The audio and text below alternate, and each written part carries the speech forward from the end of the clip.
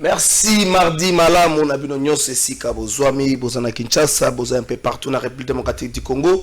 Topé si bien mbote, Congolais d'un seul côté, Congolais de père ou de mère, Congolais de père et de mère, mais aussi, tout sur la République démocratique du Congo comme seconde patrie pour la bino topé si bien mbote.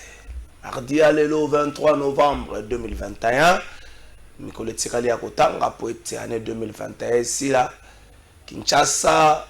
Mboka ya makambo, mboka ya ba buzz politicien, buzz population, buzz musicien, buzz batu nyonso, buzz ba buzz yango ezaka na mwa dire moko boye soki 72 heures kaka esili nango ezali likambo ezalaki ya détournement, ezali likambo ezalaki ya bosoto, ezali likambo ezalaki moto ayibi ba million ya mboka oyo faut pesa ngo kaka 72 heures, 72 heures eleki makambo yango ekiti oyo.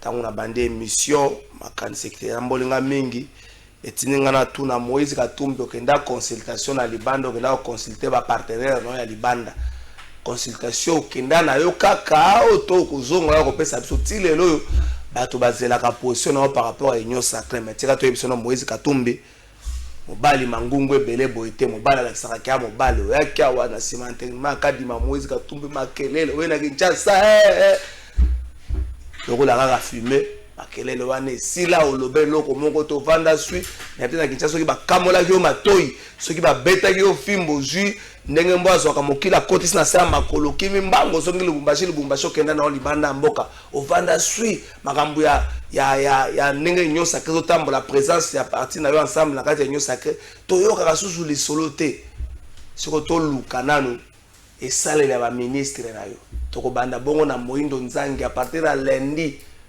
azala lisolo na ba professeur des universités na lisolo na ba recteur na ba déjà ya institut supérieur na kobeta lisolo ya mosala ya Moindo Nzangi comme ça totala soki mozaki na raison ko vanda kimia to aki na raison te mais yango tende to kolobela na émission na biso mokola lelo Kongo mboka moko mosole bunga kaka Congo dap mosole bungi les obéta mamosole belé 140 plus de 100 millions 135 140 100 boy on va na boyo retro commission 15 millions on va na boy ram 200 quelques millions Kongo mbongo bunga kaka pe batu ba boaso ka mbongo ba fandaka na bango basala bango komona bango bazoleka leka o avai na ye wazo seka o yasala komona bango na mboko mais ba yibi nyonso habitabe bayibi nyonso ba carte sim bayibi nyonso ba parking bato bayibaka ba 200 basafa tala ndenge batonisi prison makala tala ndenge batonisi prison makala yango clamer public esalaka na makambo susu te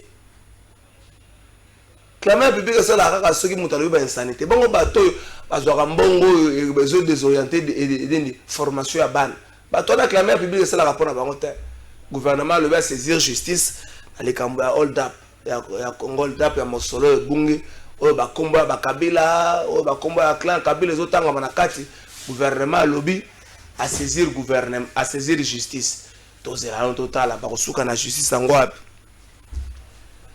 BG Fibank mpe solo yango ya détournement ekomokoma mabe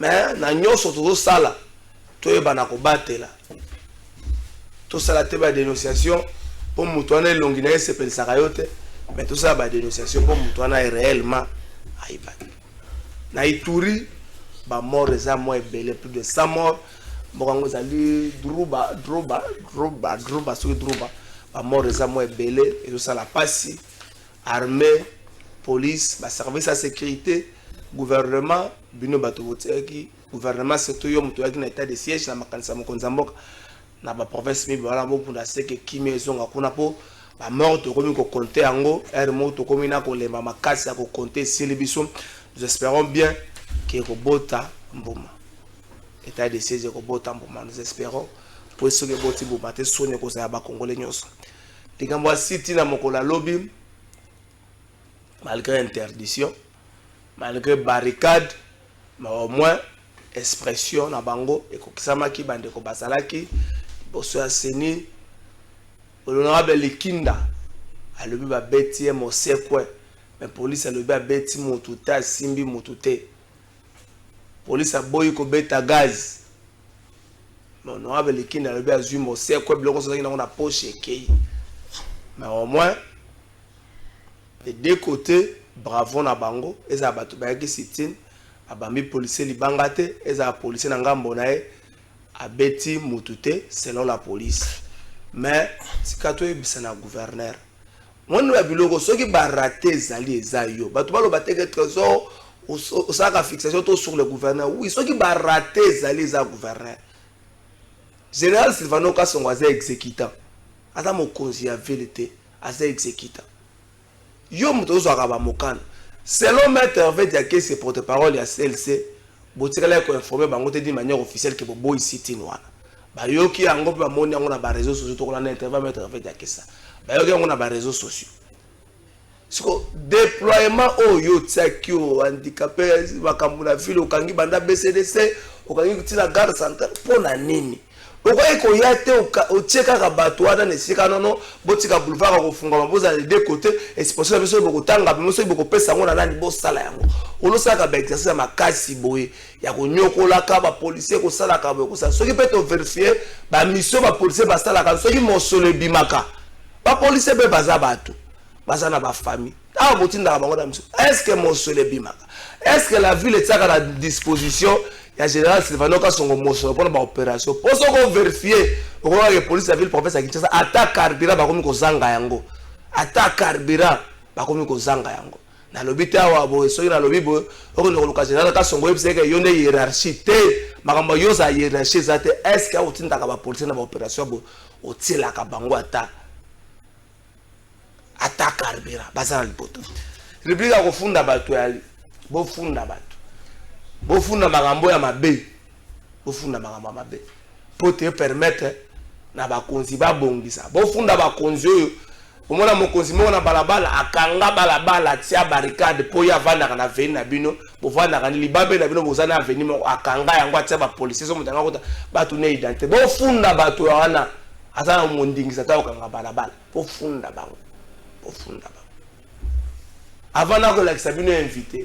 Na ebite ministre ape meya sakanani ministre ape meya loko na kolaksango na émission bande pe na kolaksango na suka dete fodi kipi mo sunga ngai aza muntu ya azaka muntu ya mutanini ya jwa INC mutayeni ministre ape meya bis ya ba personnel ya ministère ape meya petite et moyenne entreprise bis wana oyo bozomo eza na ipen dete ko tika bango somba yo ka bis ezo belela batete la royale ezo bombe ba client bota nenga bato bazo kota ezo bela batete ngamo mutu na filmer yango batete la royale ministre ape mena ko funda ba premier ministre soko sanctionner bato wana te bazo bela batete la royale dete pesa biso plaque wana ba identifier bis wana na filmer bango bomone mutu azo kota plaque yango wana na ete soko ko zoomer yango ba mona plaque bis oya ya pe meyo uti pen tia ezo bela batete la royale chauffeur a ebisi ngai filmer na yo kosala nini bakonzi bayebi makamu chauffeur a ebisi na kobombaka lisusu eloko te mpo na Congo chauffeur a ebisi ngai filmer na yo kosala eloko te bakonzi bayebi bis oyo ya pemeya ezobula ezobombe bato azobula bango nde babandaka ba demi terrain bato service ya transport bokangaka bato ya police bokangaka azobula demi terrain terminus nezaka na royal bis ne ekosuka na royal terminus nezaka na royal wazobula na prix ya bato bazoke ne gare centrale bato bazoke ne zando azobula na ipen soki bolobi na bango boyo nyoso bakotia ngala mapeka mokonza mboka chauffeur wana za identifiable bis ya ngwana bon tozolukele sanction soki sanction yete ministre onde na kofunde pas premier ministre mwana moka medela kan kolongo na pesi mbote mbote ndeko nanga trésor Kalafai boni yo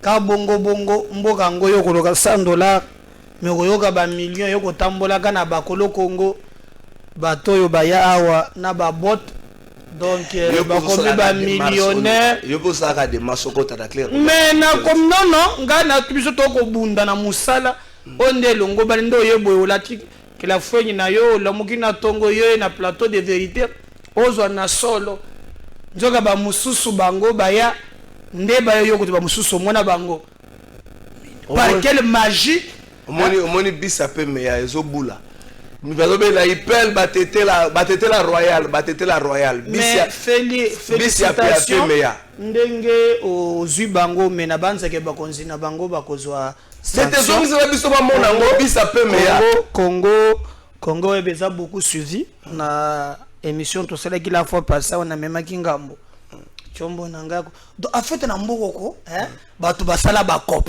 hein bango baliaka comme dans 3-4 magistrats na ya tchana parquet hein alors à koko andenga lingi vous avez montré l'ensemble exactement nazo lancer série de prières mo à partir du 1er décembre basala l'ensemble ba flatter boya na binote basala l'ensemble ba pétage boyate batu nyonso baliaka mbongo ya mboka oyo na ndenge ya mabe na ndenge ezanga explication to banotindela bango moto to kotela bango ba date limite ba katisa te nzambe osalaki na bana ya Israël biso passe oto mone leki 40 ya traversé basi bayebane batango ko to banda kotanga bango na bakomo tango moto ba katisa le 15 janvier te to commencer la bango prière à partir ya le 1er janvier ezama te meto tota na image ya City na lobby City ne sala maki mokola lobby na besa mbote na ndeko ya pepper de komone saka na dunia kilanga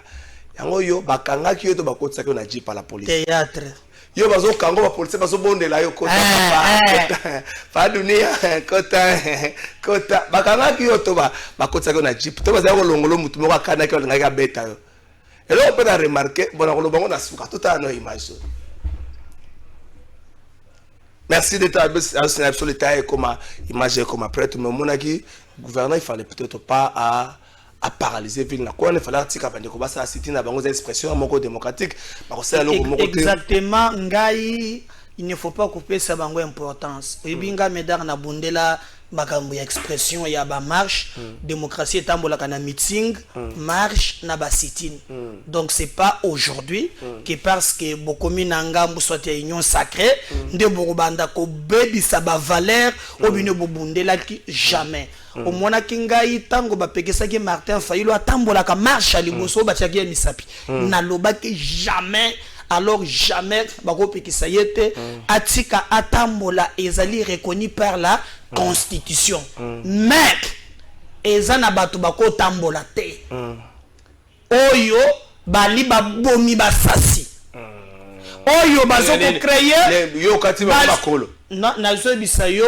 ba wana bazo ke so qu'on appelle en français diversion donc tango biso to ko zela mbongo na biso tango to ko zela to yeba que procès Chebeya balobi le premier awa ezali ko banda to yeba maintenant plaidoyer e bandi ba ko distraire biso ngai so Chebeya sala ma procès bango batambola marche lisumu ça non ba wana ko to pour la démocratie et bon on a pekisi bango bazali ba bomi basasi mosumu ki abongola motema kote ya motute tete Bible lobi ki il a fait les uns pour le jour du jugement yaba tu musuba bongi kaka basambi sam donc bako bongo la moté c'est la bongo la moté ba o ba kota na union sacrée bolimbisa bango ba ba tika ngala limbisa bango ngala limbisa motena yo ngala limbisa mo yo na mona ki otango ancien porte-parole à gouvernement ya kala tanto porte-parole à gouvernement kala c'est là que nini ozo benga ngai o boyo bokisi bango te o koma lukuta kala fai ngala bengo le misi mende bino bokumisi bango te mendo pona nini pour lobi malamu yo la kesanga émission ba mende wana bango kasanji ba bitakwira ba tuno swan jamais ngala bata bango kuna la plupart baza kuna na coalition gouvernementale menda za na CCI allié na ye ana ba député na ye bata na gouvernement kuna ngai ko to kuchamba batu wana papa el tourne to ba valeur union sacrée za blanchisserie te soki ba bongoni ya solo basengi ba congolais pardon et moneni ya solo to kujima bango kana boye ngako changa moi j'ai un combat avec ce peuple ba yebeli ngai ngana ko soutenir ma bête ezala wapi ba bazota eza distraction le vrai problème ya limbongo na biso le vrai problème na boma chebe na moni shadari azotambola na moni dunu ya azotambola policier lobby bolingi bozwa succès na kobeta gaz te mais tango biso tozo tambola baboma Thérèse Kapangala po ayibaka Rossi baboma po na nini po azwaki mwa shabatu la tu marche avec ces gens c'est cracher même dans la mémoire. Il y a Tambola pour la démocratie. Ceux qui même raison, ceux qui même cause qui plutôt même raison qui pour la marche à la fois passée. Et qu'on s'appelle ceux qui changé la fois passée. Heureusement qu'il y a un CPL qui n'a Martin à quitté. À quoi Tambola na Chadarité qui était ministre de l'Intérieur. Comment on a ça pour ça là-bas? FCC cash bavanda table moko président de la République a béni Joseph Kabila mon ami mon frère. FC Tokobo Santé en 2016. Batumba Zela, Batumba Batna siège à IDPS. Wana bomona te kaka ya bango. Voilà. Batumba Batna siège à IDPS, na siège à Fonis awa. Yoku tozana awa na kasa. Je peux te répondre maintenant non? Oui. Très à l'aise. Au moins nous sommes journalistes. Il faut analyser comme un journaliste. L'analyse c'est fait dans le temps et dans l'espace. Quelle est condition fait cesser na Félix Sabakotanaki après élection? Le fait cesser d'éteindre ce qu'on appelle la majorité parlementaire. Tshisekedi est président de la République. Il y a deux possibilités. Soit beaucoup cohabitation, soit beaucoup coalition. Donc non, en tout cas, Zela, yo, osano yo moko, zano kimi. Mais maintenant, ça va aider n'anga. Zela, ozo si sana yo. Ok. Wane zaki na cadre gouvernement. Tangu, bakadre mswa IDPS, bavandi balobi totali be Kabila nde mutu malamu, mutakofinga Kabila za wane zaki na cadre gouvernement là. On parle d'une coalition. Quand est-ce que le fait cesser na Kabila bakotanaki? Répondons, il y a dans le temps, Bakutanaki na cadre moko gouvernemental, coalition gouvernementale. C'est-à-dire que Kabila, et puis à l'époque, qui était Premier ministre? C'est le Premier ministre qui a fait cesser. Le fait cesser avec 65% de ministres à l'époque. 65%. Le Premier ministre, il a fait cesser Pépé Iloukam. Sénat fait cesser. Assemblée fait cesser. Félix n'avait pas de choix. Même si c'était Martin Fayoul, dans ces conditions-là, il devait coaliser. Maintenant, c'est pour dire quoi? C'est pour dire que dans les circonstances, on peut faire route ensemble. Circonstances, on peut tambola et ça c'est ni. Mariage. Même tant que vous avez ensemble, il y a un bakingai. Lingango. Même tant que vous avez ensemble, mon top est comme vous faites ces sengai. Bazalaki fait ses cash. Je les ai combattus. Nabisaki Félix basasi ya Congo. Tant que okozalaka na bango, ngai fwe na yo. Bako tumba bato ndo na permanence IDPS wana te. Chebe ya kufa procès zate. Nous avons mis la pression. Même tant que bazalaki ensemble, moi j'ai combattu le fait se cache. Ce qui ont lingi bango et pali yomoko. Zela. Donc on a régi. Zela. Batu ba mona quand même. Dete, je l'ai vu sango mwanda mwa batu mwa nini bongo toya tokei.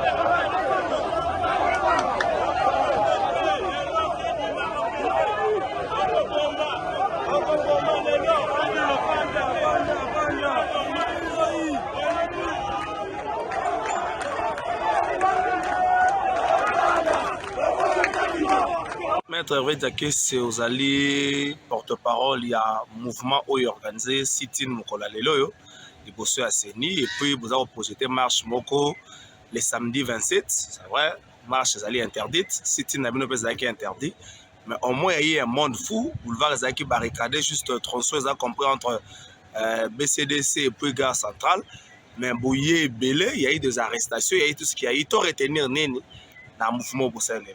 Et là, on va retenir les amis de Torobaki, tant que ça la qui marche sur le 13, et ça a été manié.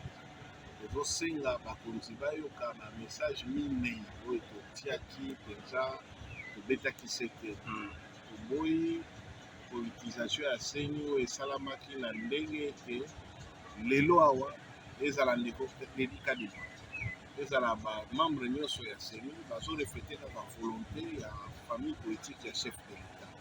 Toza na CENI moko ezali composition incomplète mpe toza na CENI eutaki na forcing, toza na CENI oyo commission dite paritaire ya assemblée esalamaki kaka na camp politique moko nyonso wana eza kotia biso na ndenge moko ya kosepela te peuple congolais alingi te ke baélection ebakona koya esalama ndenge esalamaki na Corneille Nangaa puisque ekoma nanga ya union sacrée tokosepela nango te. Mibale makambo etali ram tolobaki yango tokosepela te ekoba ebongi elongwa po ezali escroquerie d'État.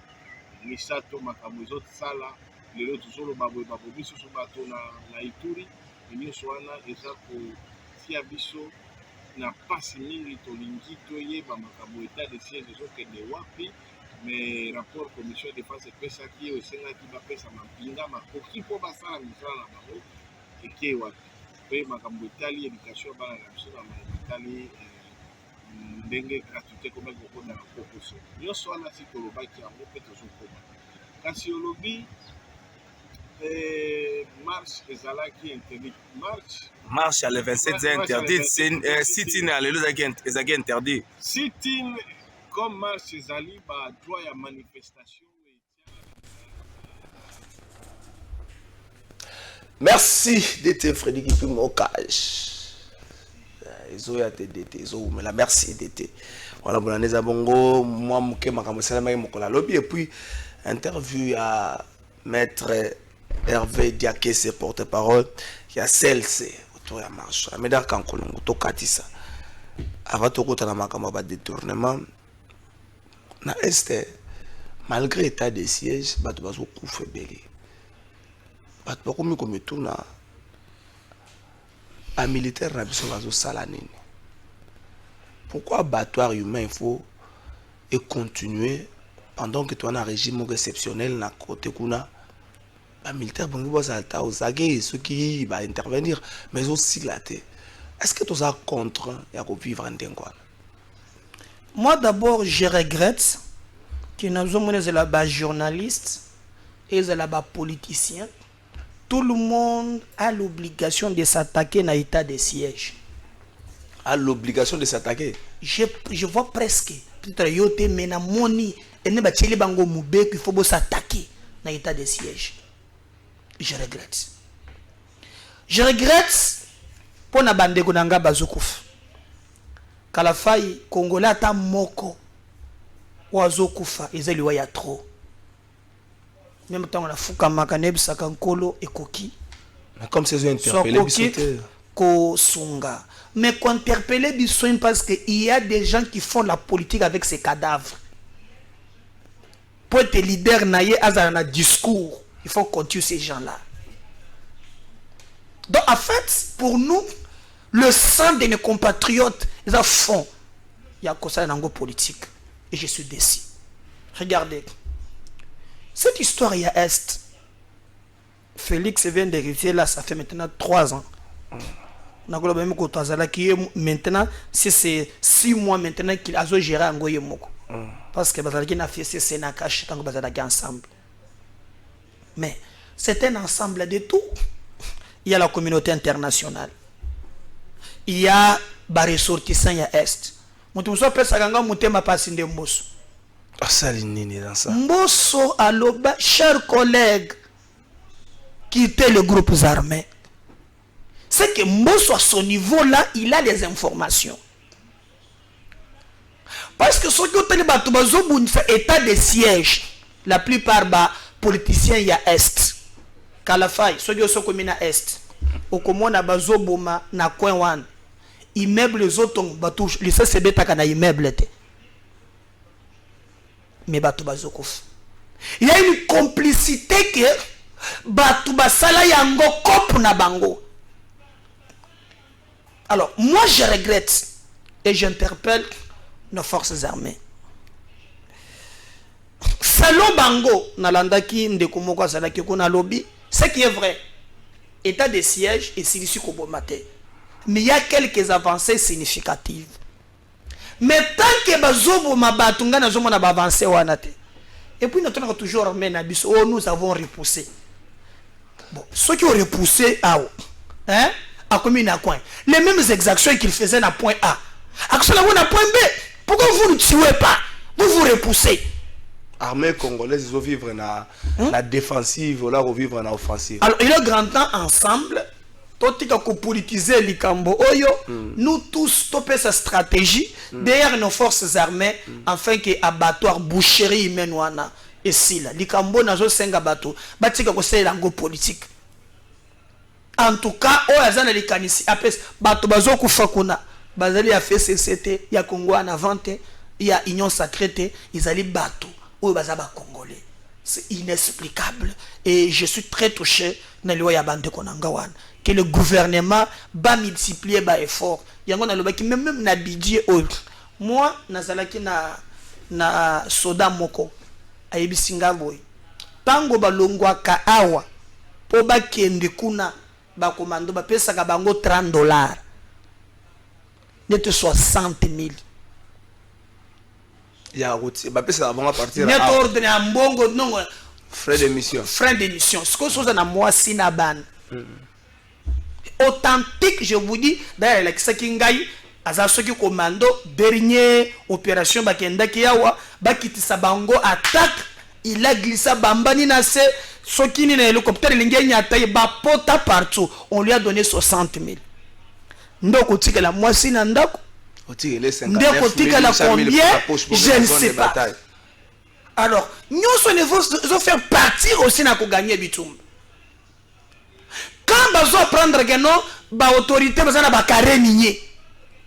Et vérité mususu pe ezali que non, les politiciens de l'Est bazala kana ba carré minier na bango, oyo bazala na ba groupe rebelle, ba pesa ka bango mbongo bango nde ba sécuriser ka ba chinois wana, bazo ka minéré na bango.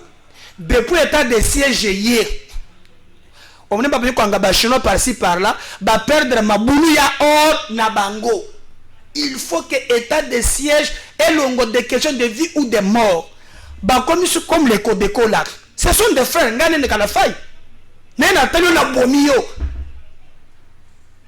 l'objectif? L'état de siège, c'est la vérité. Tolingana.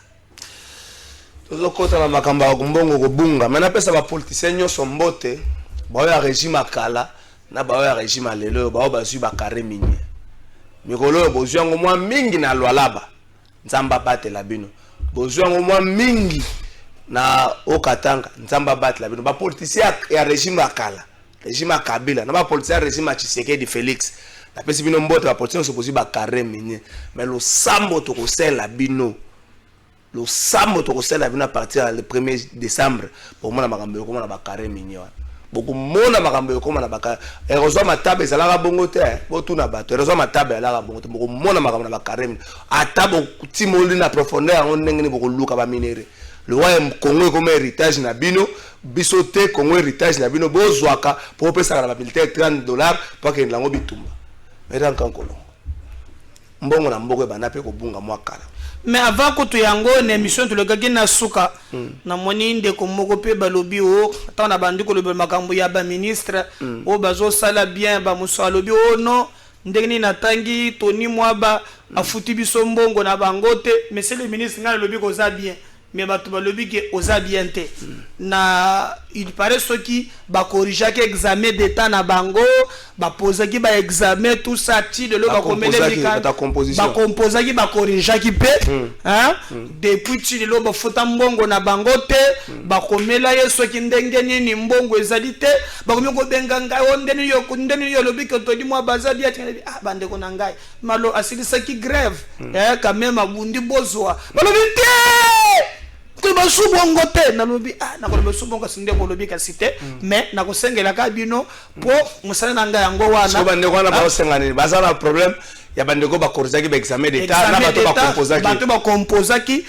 et ça ceux qui par exemple budgétisé on appelle les prestataires extérieurs. OK na lobeli bino pe bozala soki ba futi bino bo piaka ngai na lobela batu trop soki ba futi baloba ba muna tate ono olongaka pe ndaku ofuta ta uchata karibirante na ko lobela bino toli mwa ba futa bango bango ba sepi papa ko pekisa ngai na lobano keno oza ministre mabe malamu to kota na ba ministre na soka mais espérons bien que monsieur le ministre ayoki elongo na cabinet na ba prestataire extérieur bazolela ba composer examen d'état 2021 bazolela 2020-2021 bazolela ba bi ba futa mina noté boy ça bon soki ba futa meke ndiko na zoki mosota ko kolanda esika o mosole bi magete esika o ba reketaki au moins bandeko bazolela mais da kankolo Congolda bandeko pepe reba ka isaki lobi lettre ngona za nango bamona ngoza ba kombe na ba calcul politique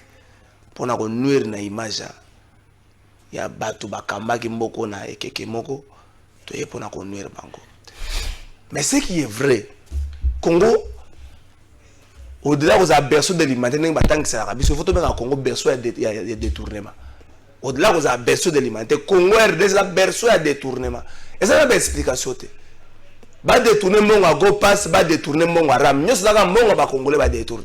Ce que tout n'a pas mon à go pass, c'est que n'a pas aéroport ba poser la première pierre et mon n'a raté. Tout n'a pas mon à ram et que n'a pas explication. C'est ça mon à Congolais. Conséquence tango. Peuple ça va makambo ba salela. Yo za ba détourner mané. Nda ko ebiso kala fay moyibi aza moyibi. Esika na ye boloko. Azala ya azala za na Tshisekedi. Ndenge pe bayebisinga ngana ko bisa bato ya Tshisekedi na ko bisa président de la République lelo Kabila oyo makambo musuku miko landa ye asalate ayebe ngokutu te mususu te ya yebi ye pe mususu asalate mususu bayebite ye popo bayebiki ye muko dingaki cop nde bato balanda ye na cop.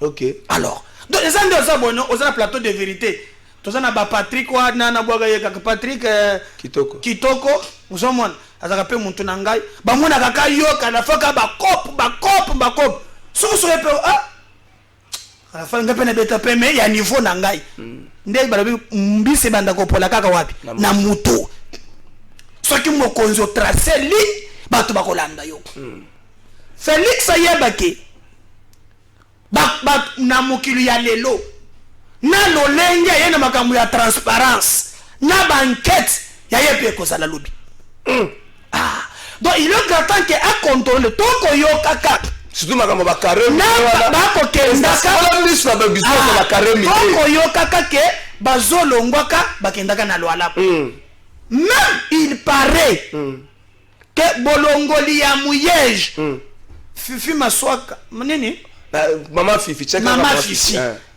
ya funda about na shit kama pamba non tikalinga yo pe problème yo ngoye izaka ka lobi papa esa soki 4e fois obangisa ngai mama tikani na fois passé na lobaki makambo wa ya nini ya péage émission passée kozongisa ngo j'ai fait émission ngote pourquoi féliciter ngate mais de l'homme de l'obénaga l'homme de l'obénaga député Nelly pourquoi féliciter ngate na ngana féliciter la soko ça ne pressé tokei omoni tokei omandeka keba bako kangayo na justice pas pamba tokei na lobela ki bande ko na ngai et mise na kala fois la fois passée semaine passée et bandi ba série ba dossier na ba dossier semaine passée na ye na plateau oyo na lobela ki dossier moko ya muntu shika salo passe kombo na ye Simon zera na salo passe na bi péage à Congo central banda kasangulu tina suka na moi et ça la rasa $50,000 pesa nga lobi honorable pesa nga posa rolela na wa malili tina kati na mais maintenant nga me dar kan kolongo na ye na plateau oyo na la kisika la faille tala comme na le même na Lubumbashi na Sakanya zone c'est la carte partie bato ba bango c'est bon ce n'est pas bon parce que tu m'avais menacé ici bako kangayo fifi afunda rabat na justice yo le baba voilà donc lelo IGF appelle singa raison marmio suna lobaki et salam ya mibale na koyoka na ville ya Kinshasa na yabisaki yo avance ma fifi awa ngobila kopumulaka Kinshasa bakokanga yo bakopumulaka Kinshasa bakokanga yo o bilanga batata batikela bango biso ba Burundi totokanga bango totolaka bango oyoki na DGRK oyoki na DGRK lisola DGRK wana DGRK tala mutema be ya ngobila ata komi mwana liboso ya Tshisekedi po akomi ako servir c'est le rôle papa na ye Tshisekedi a cet âge de peut-être ton père donc je voulais pas politicien vraiment ndeba ba bossa na kanyos mais qu'est-ce qu'il dit DGRK bakangiri tabola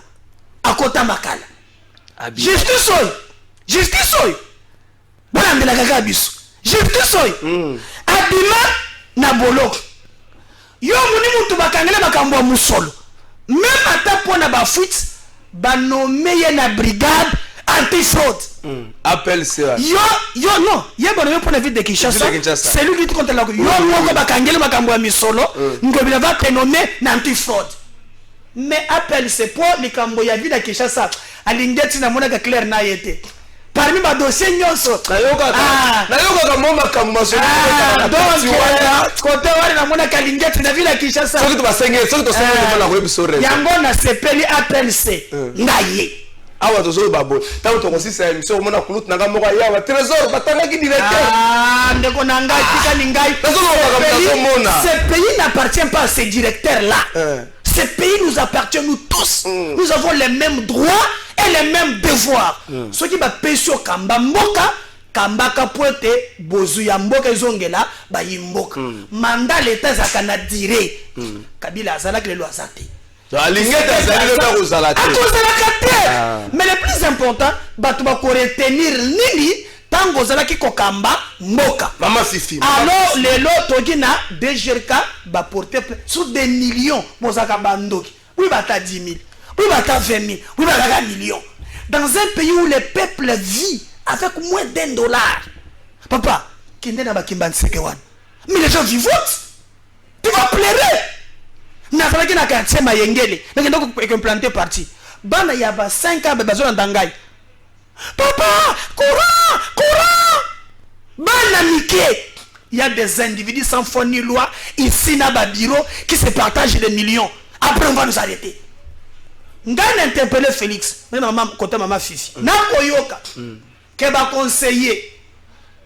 Na koyoka ceux qui ba proche. Be katanga. Oba to makasi. Be katanga. Mais c'est le président de la République.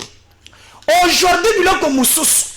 Kabila ko répondre mbala mususu ayebaka te batu ba utiliser Kabila ko fond de commerce ba ebele lelo yindi se Kabila ye wana akolisi mande funaye akomi kokumba moto ape matate ebimi Kabila mais batu mususu bazwa avant de sui na ko interpeller Félix tokolimbisa te moyibi surtout nga bochena nga motema te ok ebi manani na piololi yo moi je peux jamais accepter que ce pays tokombaka kozonga kasima mboka musu kenda ka liboso alors et puis so bato peut perdre kota no le kamba bato peut perdre bazanga pe soni na mawa je vais vous montrer que baza bandoki bato bakamba moko baza bandoki kala fight ngana bande na ba pièce na lobaki la fois passée bato ba yebeke na plateau de vérité bazo rendez-vous chaque semaine donc nous avons plat donc na zone obi ke procès pièce contre pièce mutaka na pièce minga samboka oyebaka ke yo kaka pièce bimaka kuna 13 yake ya na choko le bango wono yo nde osolina bango bangisaka ye yebisa bango kokotanga intimidation wana te yebisa ndi bango libela donc na chaque semaine bato bazo rendez-vous na plateau de vérité ba pla ezao boko mona même tango bazo wangana ndeko nazo la question mbongo moko oyo ba futi ambole di forme ta ko yamba pe perito na bango mituna combien $100,000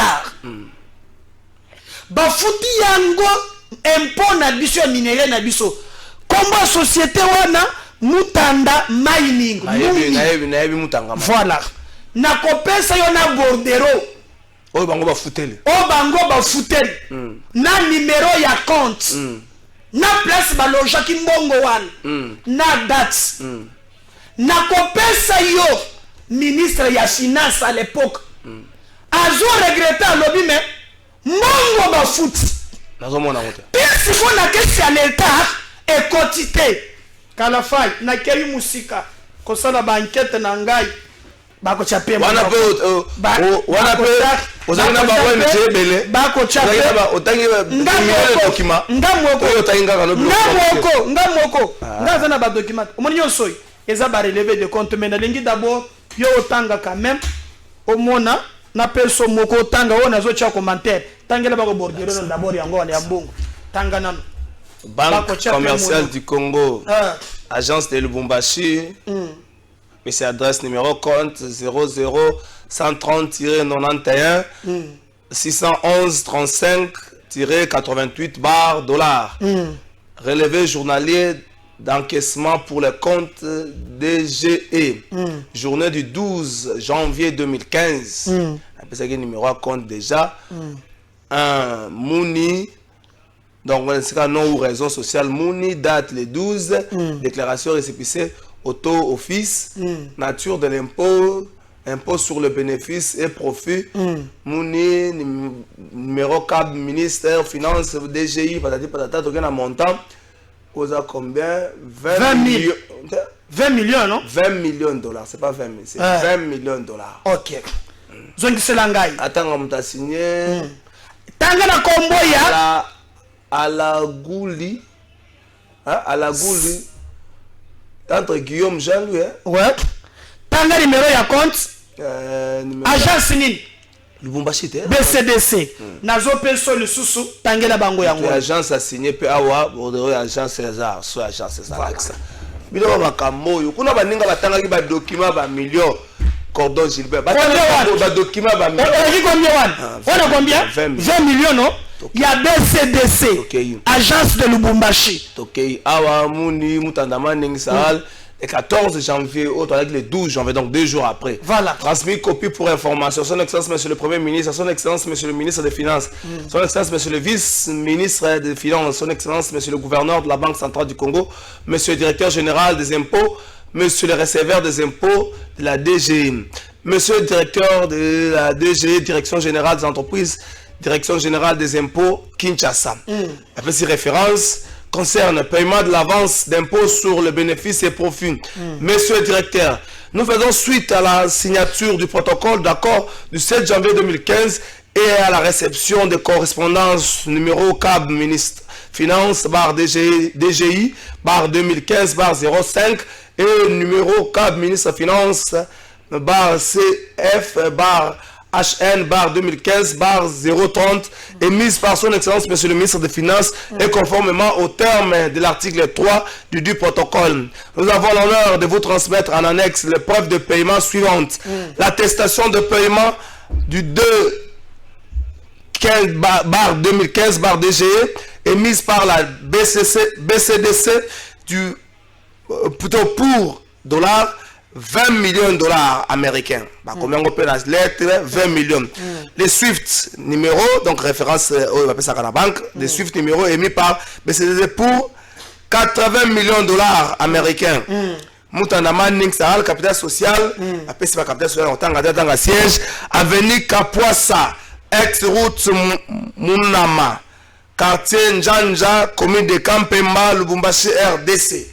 Maintenant, oyoki bambongo wana boya boza bopena courage kana fa oyiso na kanda na bango siko na zone kiso siko yo o siko ministre ya finance on bambongo nyoso wana et continue so 20 millions ozana 100 millions de dollars exact siko ministre ya finance azoko matangela siko bango qu'est-ce qu'il demande oza le 14 donc 2 jours après paiement tanga ministre ya finance le ministre ya finance date ezomona na malamu te na kenase ministre de la Finance a commis nani ils sont morts dans malamu te ça 2015 déjà à comprendre objet correction réalisation de la DG à monsieur le gouverneur de la Banque centrale du Congo.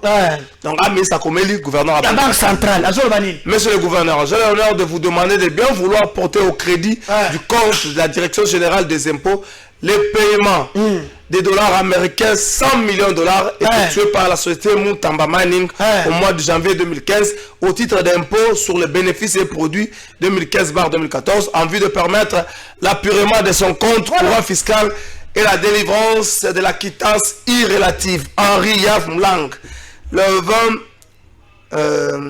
27 juillet, le 27 juillet 2015, le 27 juillet, donc à peu près 7 mois après. Si ko limbola quand même na lingala.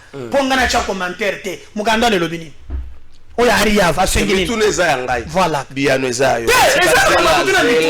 Zela meda kankolo. Oh. Na mikanda oyo. Oya liboso. Bafuti 20 millions. Mutanda maninga futi. Oya mibale mukanda ozali mutanda maninga komi yango apesa na référence oyo ye akome afuteli bambongo akomeli yango la direction générale ya ba grande entreprise et puis direction générale des impôts. Mais 7 mois après ministre Aleli akomeli gouverneur à banque centrale alobi ke mbongo ezate il faut botinda mbongo na compte voilà ya ba entreprise wana po ba appuyer nyongo na bango ya exercice 2014 2015 na Italie 7 mois na Italie revenu et puis à lobby pour pas ça bango ba document attesté que ba futa jusque là bande ko ba futi 7 mois après bazangi document donc le roi ba se plaindre devant ministre a comme le gouverneur à banque centrale bon mais dar kan kolongo sikoyo nazana ba relevé bancaire oye nazui hein o moni po TV zata yo pesa là eloko na moko medar hold up hein donc pour te montrer que oye za moko 100 millions mbongo wana tilelo et kota na trésor public té. So mon candidat me réponse à gouverneur à banque centrale pas ministre aux allons exact parce que ngazo ngana yesu ko bandu ko sikoyo na ba relever non so que na banque o banda ko so ba relever okokuta trace mo côté bomona ba mbongo bato ba chacha na banque centrale de 2015 jusqu'en 2022 trace wana ez nyo so ba relever okota ba mbongo na ba date exact bana Kinshasa batala bana Congo batala. Et puis, na yoki bazala communiquer. Ne les perdez, on va venir. Oh le blanga bako qu'on a dit. Mohamed Ak. Après, pour nous répondre à ça, nous marchons contre la dictature. Yongo ko tangi mikanda.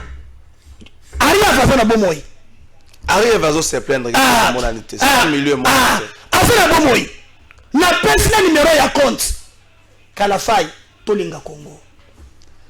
Sikoyo ngana ba ke ba magistrat bazaka na recherche à ba infraction ba magistrat zole biso adresse à la faille là mutala fambeli na bureau yango wana ba magistrat ero ba vandi ba vitala ba nangana il se trompe au kansaneni ils peuvent rien pour ce pays bana na bango ba ko banda ko sila makila pour continuer à aller pour mbongo to 2015 tilelo combien 6 ans to zo mbongo ngota 100 millions de dollars dans un pays où Batoubazo fait pour les dipiron.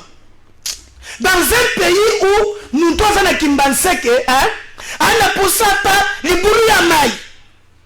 Dans un pays papa, ngana utina mujumai na kasai. Tu kuna koloba. Pasia, on va venir kana tu me jampusu. Tu kuna koloba. On s'en abat comme ça, on se paye 1000 francs, on se paye merci du foie. Mais il y a des 100 millions de dollars. Partage entre les bazo ba dipia minene bana bango bazo kanga ba boîte de nuit et puis on commence bazo nous marchons pour la dictature bandoki Fayoul bimanzela batoy bimanzela ya batoy zela no na senga élément moko ouais biso on va comprendre raté yo za héritier té ozala pe na privé to ozwa mosolebele oyera kambala moko bo na politique moi quelque table oroma patron ozanga la sous monsieur Franklin asikate ozola kango wapi ozanga na machine na ndako ça va dollar moko la kanini moko azala ki journaliste vient na yo akoma vice ministre plein de vie échange asomba mbala moko lupango na avant comme magasin quelque part oye bien on comprendre yo kanda so bana batu mwanga na kumiko lia 5 kilos de viande par jour. Oh, n'est pas nangana tikaka 400 000. Kasi ba goutte pe ko ya. 400 000. Yango tekaka nini?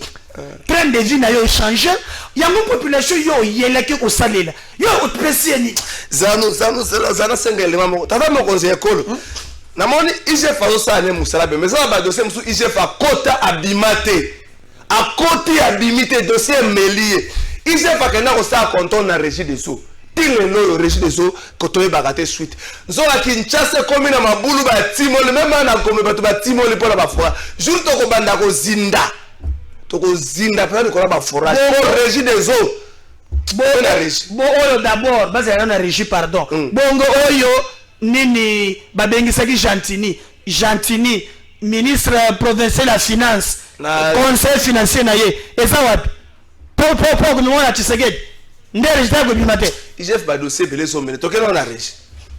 Le manque d'eau potable et la mégestion dans les secteurs de la régie des eaux, telle est la préoccupation soumise au directeur général de cette entreprise en séjour auditionné par les députés nationaux de la Commission de l'infrastructure, aménagement du territoire et ressources hydrauliques de l'Assemblée nationale. L'honorable Ogi Kalonji explique ici les préoccupations de la population. L'opportunité d'avoir encore le DG de la régie des eaux. La régie des eaux reste tout de même une entreprise au cœur de la vie des Congolais. Donc je pense, au-delà de questions que le DG a, on ne devrait pas se lier ici à une question, à un jeu de questions-réponses, où il vient, on lui pose une question, il nous répond et puis il s'en va pendant qu'il y a des vues qui s'émeurent. Moi je pense que c'est un problème.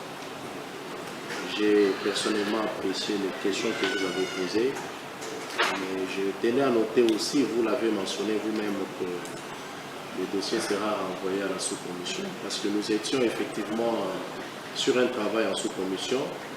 Le détient là, mais on était buté à un petit problème lié au climat que vous n'ignorez pas, suivre les travaux avec le DG. C'est-à-dire que je vais quand même me réserver de poser certaines questions attendant qu'on approfondisse ça en sous-commission, parce qu'on a eu le temps certainement de faire plusieurs enquêtes sur certaines des réponses. Alors approfondies, on a trouvé qu'il y a beaucoup de quoi. On va poursuivre avec mes collègues en sous-commission avant de ramener le rapport au bureau pour que ça soit fixé en commission.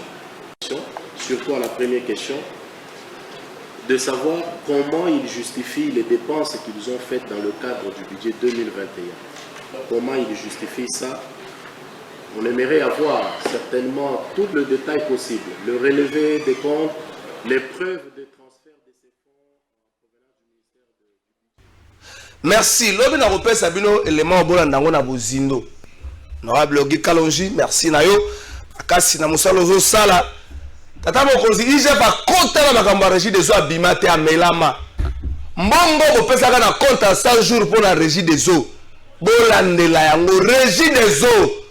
Parce que ba conteneur moko zo ba camion citerne moko boy ya ba 2 mètres 3 mètres batamusa boko ata na gomba boko kokata malelo aka gombe boko kokate. Mais daka ko longo tokele male na soka. Oyebi ke lobi na kitu ofanda ki na honorable Neli Mwinga apesa yanga pasi. Asale li ya songololo alobi na Congo central lufu ezokota mbongo koleka péage ko banda kasangulu ti ko bima na Congo central. Lufu ko sa ba 500,000 mais 500,000 après faut vérifier pour bato belé bato tricher alaka que la semaine prochaine akoya ba kombo bato wana mais péage ya Congo central ça à 150,000 olobaki likambango est-ce que vous avez informé na montant to yo ka biyokela non kala fai na yebisio ndeko na ngai tokanisa Congo totalaka Congo quel que soit nos bords politiques au cause de la FCC au cause de la Mouka, au cause de la Union sacrée, au cause de la Congo en avant, mais le plus important, c'est le Congo. Tous à la canabolingo yamboka, ne se na ebisio. Ba recherche na sala kawan, ça me coûte de l'argent.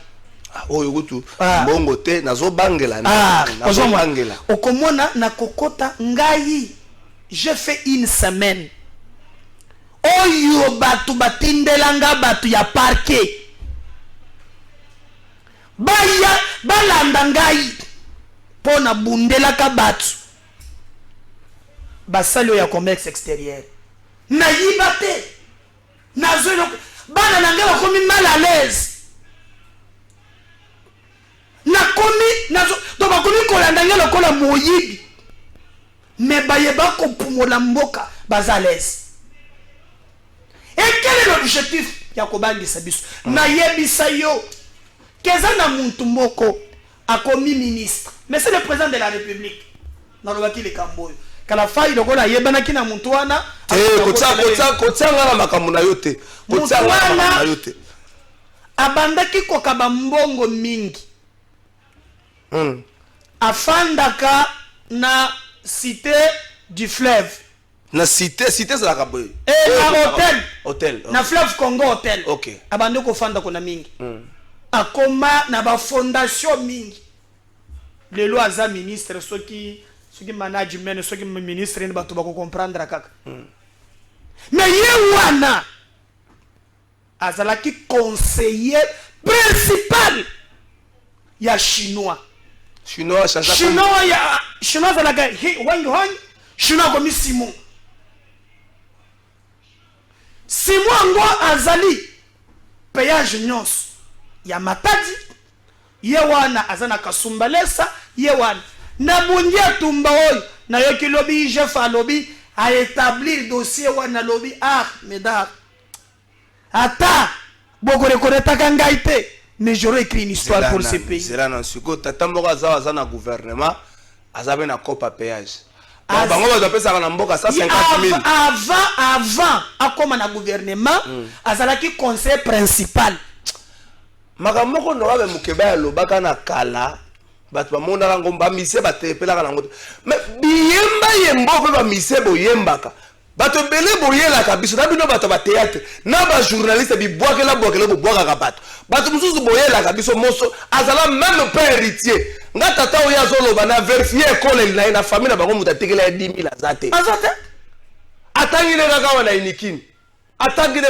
majini na sali soki bo luki bo vérifier na fisc sika zoli mosolo bokomona te sikombo ngona sa combien na payage ebimisaka 2 millions ezaka ya Matadi te kasumbalesa na Sakai ba pesi chinois wana ka bokonzio ya FCC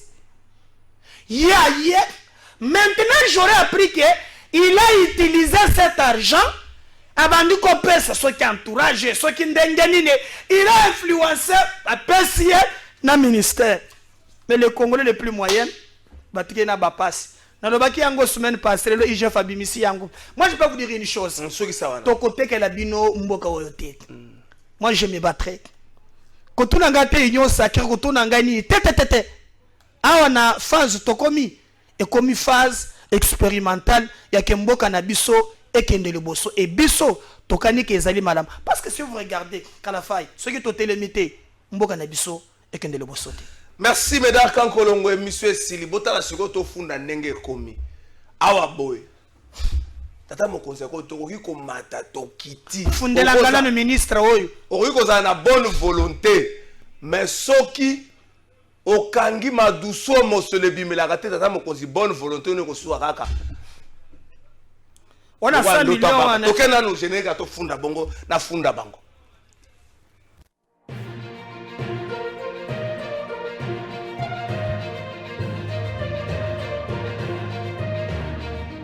la funda sikoba tama mokonzi ekolo ofundo na batma funda lelo population de Sengia na mutazi jouer na ya jini na tant papa comme akotu na situation ya famille moi no afunda ka bato na se présenter le kola mwana wana bandi ko mese mbala ko funda ba bisato mutali boso na ko funda ministre du tourisme président de la République ministre du tourisme a utaki semaine touristique na Lualaba. Il semblerait que Mbongo Bimaï kuna pour la semaine on a 3 millions.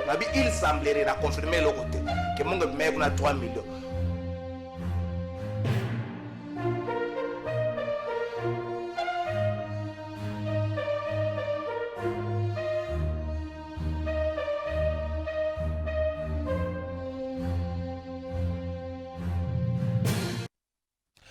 Tata mokonzi ekolo merci mwana mofunda yako funda metane ba grand frère batomboli egogo po ba betanga baze belé baza batomboli ba egogo ba gouverneur banani.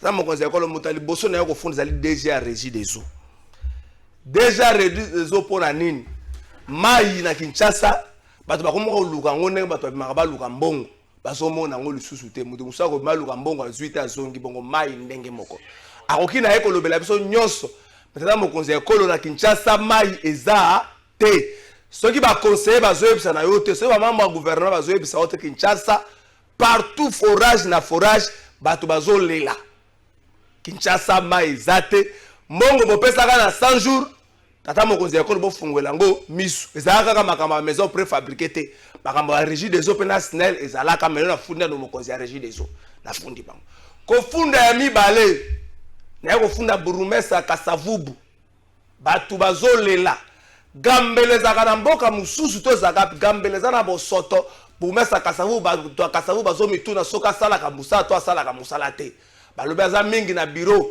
na terrain azomone lo bato bazomone lo côté bato bazolela na koma burumesa Kasavubu tata mokonzi ya ekolo muta misatu na yo kofunda burumesa Ngalema eza na sorti na yo tata mokonzi ya ekolo Ngalema soko zoleko talika la commune bana Ngalema bazolela eza na bosoto moko o Ngalema ya kala soko tokomi kotaba DGC kuno ko kwasu ko respirer te burumesa Ngalema aza prise na ko célébrer ba mariage privé mariage ani mais musala na terrain eze lo côté peuple pe na ndenge na makameda kan kolongwa lobby makambo oyo ya péage makambo péage peuple atangi ministre moko soki aménagement du territoire soki nini ministre moko ministre aménagement du territoire comme la kanani so na sisi seria ko funda na kotuna meda kan kolongwa question na fundi direction générale la régie des eaux na fundi bourgmestre Kasavubu na fundi bourgmestre Ngalema mais tata mokonzi ekolo peuple afundi likambo péage balobi ministre wana zona kati ya gouvernement na yo peuple apesi ba indice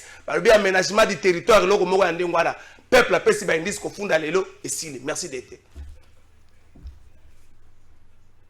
Medaka Kolongo aménagement du territoire eza ministre Guy Luando ngani na bango kangisaka bato pamba peuple monto lobi ngana ko confirmer te IGF asala banquette lokola bato ba kotanga bakombo bana kokota te bango ba komisoki bazimbo na bango ba pesa ka ba magistrat ba sala ka ba implication c'est là siko nazoyebisa eloko message émission si nazoyebisa ngo na kulutu na ngai Zulu alingete di IGF inspecteur général au moment nenge za peuple mikolo azala bato azofunda même bato bazwaka mosola mboka donc ngai na kobanda kopesa yo ne di document oyo na kopesa oyo yango nazoya na bureau nazoya kopesa makambo ya péage peuple abandi komitangela mutu makulutu na ngazulu biso tozala makasi te peuple mutu wana batangi ndenge tozosisa azobenga dia ba avocat yoka bango j'ai instruit mes avocats lokola bino ba magistrat bokipaka dossier musu te j'ai instruit mes avocats sikoyo na pasite